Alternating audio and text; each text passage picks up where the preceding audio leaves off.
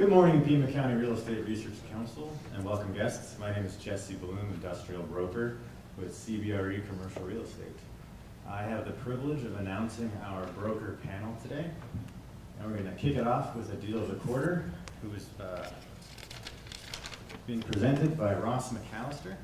Ross is a principal with MC Companies and oversees construction, business development, and acquisitions. He's been active in the development and management of multifamily communities in Tucson for the past 32 years. Ross will be presenting the deal of the quarter. MC Companies' purchase and planned renovation of over 1,500 apartment units in 8 properties, all within the greater Tucson area. Ross. In January or so of 2015, Art Wadlin called me and told me that he was bringing a 1,576 unit portfolio that was owned by Family Housing Resources. For those of you who know, our Family Housing Resources is a non-profit apartment owner that specialized in affordable housing. So they had limits on what they could charge for rents. 20% of the units had to be set aside, and for low to moderate, for 20% of the units had to be set aside for people with 50% or less median income, and a rent restriction accordingly. Plus, their mission being affordable housing, their job was to keep these apartments affordable. So we thought there was an opportunity to be able to locate, to be able to acquire these and do some work. So this is my PowerPoint. The properties themselves consisted of 8 different projects, 1,576 units, 2 of which I developed and built when I was at E.C. Garcia and Company, and was not indicted, thank you.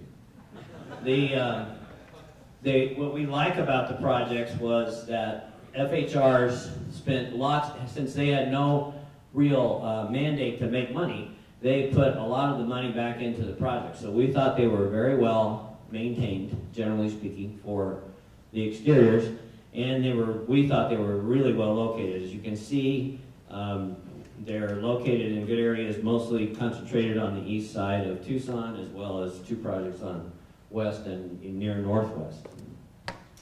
The purchase price was $66.7 million. We put, between closing costs, renovations, and syndication costs, we put $7 million in it, so our basis is $73.7 for $46,000 a unit average price.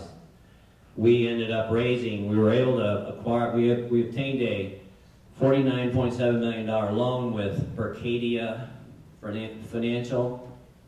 We used a Freddie Mac loan that was what's called a capped arm, which is adjustable at 220 basis points over LIBOR, which today that means our interest rate's around 245. And got some interest only for a couple years. 7-year term, 30-year amortization. The upside potential for this is that the current rents, just measuring their current rents against what the market was, we felt there was a $40 lift.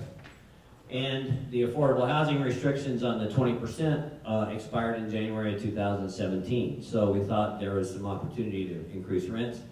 They were not charging resident utility billing systems or RUBS reimbursements from the tenants, which is a normal part of the market now. So we were able to, we feel like we can increase income by charging RUBS approximately $30 a unit, $35 a unit, excuse me. As I mentioned, the projects were in good shape. We do not feel that there is a tremendous amount of upside to be had by renovating the units, except in 2 different projects. So we're planning on those, the River Square and the Villa de Paz project, where we're going to renovate those units, and we expect them to get an $80 increase. So our income potential increase was about $1,600,000, which at a 6% cap rate if you're selling, and a 9% cap rate if you're buying, is somewhere around a $15 to $20 million increase in value. So we're targeting a cash-on-cash return of 6%. an IRR in the deal of about 15 to 20% and a holding period of 3 to 7 years. We did extensive due diligence. We dropped 50 people in town for a week. We walked every unit. We did inspections. Obviously, we found some issues that we needed to deal with. But again, as we felt like the projects were in really excellent shape, especially for their age, and FHR had done a good job in maintaining them. We, as part of our due diligence, we review every file. We go through every tenant qualification. We interview some tenants. We interviewed one guy, walked into his unit. The maintenance guy said, "Boy, it smells like pot in here." And he didn't say that out loud. But then and the guy's sitting there. So he said, "Boy, it smells good in here." He says, "What are you cooking for dinner?" And the guy says, "Pot roast."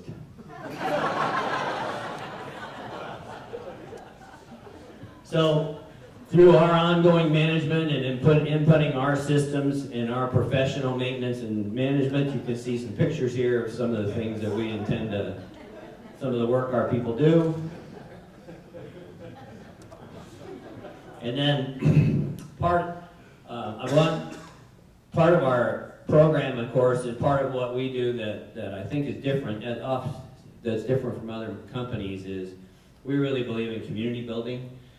We really believe in our staffs. By the way, I'd like to introduce Greg Flatt. Greg came on board with us from FHR, and he's the asset manager for this project. So everything it's all up to him to make this work. But part of our community building is to encourage resident communication, encourage people to work together to form a better community. And I just have one little example of how that's working for us.